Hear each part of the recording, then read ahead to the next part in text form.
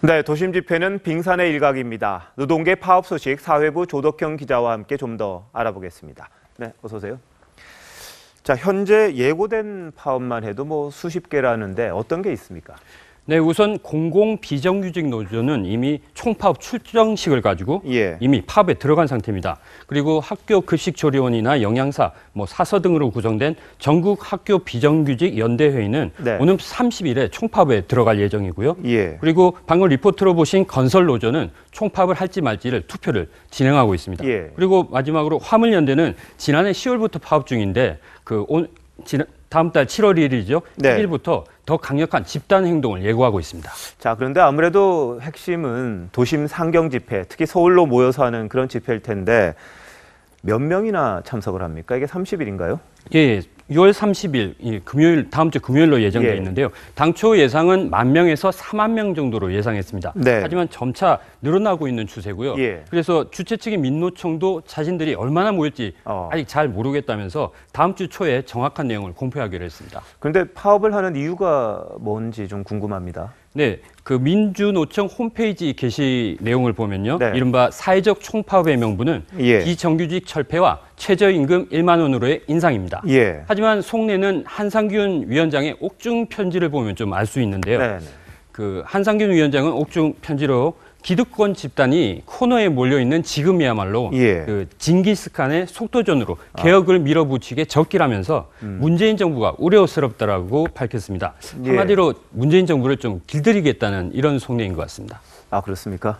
자, 그런데 여기에 보면은 노동계의 요구뿐만이 아니라 좀 정치적인 이슈인데 사드 반대 집회도 같이 열린다면서요? 네, 맞습니다. 이번 주 토요일입니다. 오는 24일에 사드 한국 배치 저지 전국 행동이 미 대사관 인근에서 집회를 열겠다고 신고를 한 상태입니다. 신고한 집회 인원은 6,000명가량입니다.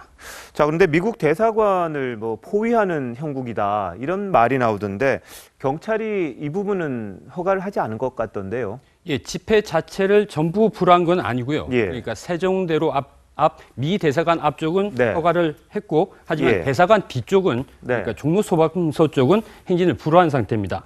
하지만 집회 주최 측은 대사관이 토요일에 노는데 왜 불허하느냐 이런 말을 하면서 내일 법원에 가처분 신청을 할 예정입니다. 자, 24일이면 한미 정상회담이 아마 다음 주 말에 열리는데 그렇게 되면은 이게 목전에 둔 시기란 말입니다. 근데 한미 관계가 조금 더 좀 좋게 출발하면 좋을 텐데 이게 아무래도 미국 입장에서는 좀 부담스러운 그런 상황이겠네요. 예, 그렇죠. 경찰 측에서도 바로 그런 점들을 좀 고려를 해서 포위 형국은 안 된다 이런 식으로 집회를 제한한 거고요.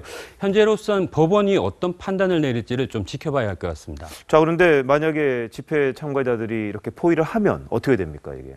네, 최근 경찰은 집회 현장에 그 인권 개선을 위해서 살수차와 차벽을 배치하지 않겠다라고 했는데요. 최대한 집시의 그 자유를 보장하겠다는 거죠. 근데 그래서 만약 충돌이 이제 발생한다면 이제 경찰 입장에서는 경찰이 어떤 변화된 모습을 보일지 그 첫 시험대가 될 것으로 보입니다.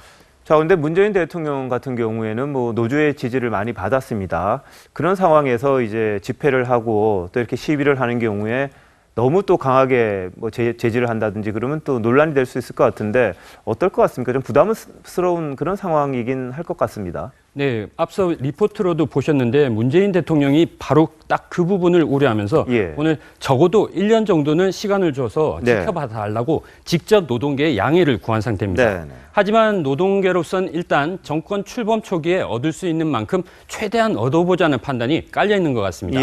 촛불의 조력이었다는, 그래서 정권 교체의 공신이라는 그런 인식이 작용하는 거죠. 일부에서는 그래서 본물 터진 각종 요구를 촛불 청구서라고도 표현하기도 합니다. 그 선제적 총파업이 일자리 대타협 과정에서 예상되는 양보를 피하기 위한 전략이라는 분석도 있습니다. 여하튼 도심에서 큰 집회가 열리는데 큰 충돌 없었으면 하는 바람입니다. 네, 조 기자 잘 들었습니다.